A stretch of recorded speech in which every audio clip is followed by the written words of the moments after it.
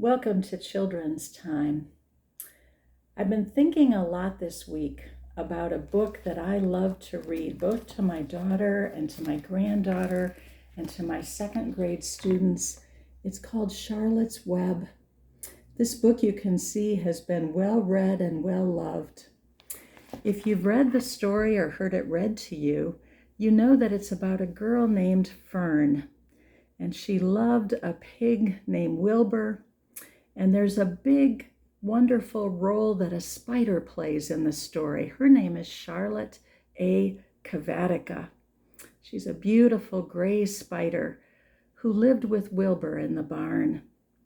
And one of the ways that Charlotte helps Wilbur, actually saves his life, is by spinning some marvelous words into webs in the barn.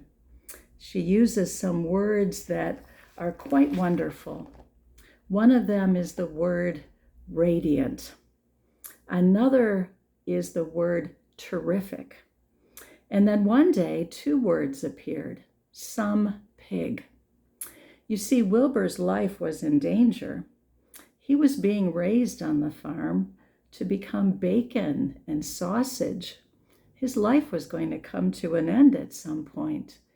But Charlotte comes in to save him, and she does so by these words that she spins in the web.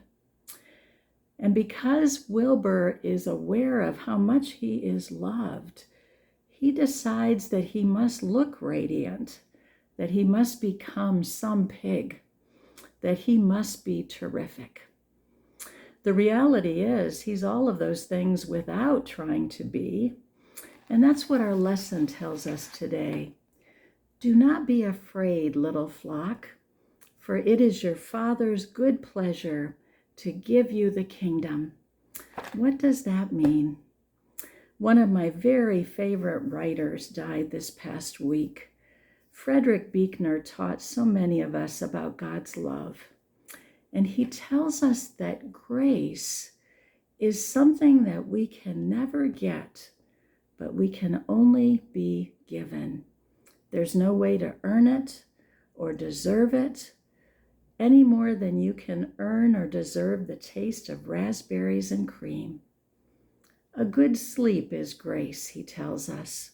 So are good dreams. Most tears are grace. The smell of rain is grace. Somebody loving you is grace. Loving somebody is grace. The grace of God means something like, here is your life. You might never have been, but you are, because the party wouldn't have been complete without you. Here is the world. Beautiful and terrible things will happen. Don't be afraid.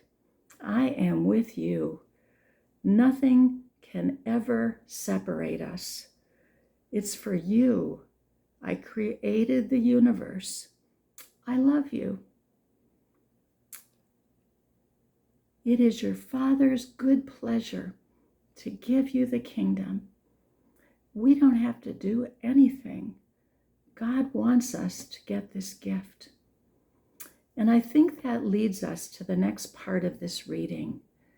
Be dressed for action and have your lights lit, your lamps lit. One of the things that I must tell you is that we here at the church have great pleasure in watching you grow and just being here with us. We sing in a hymn these words: we rejoice the day you were baptized to see your life unfold. You are a gift to us. You shine. The world needs the light that you shine. So light your lamps.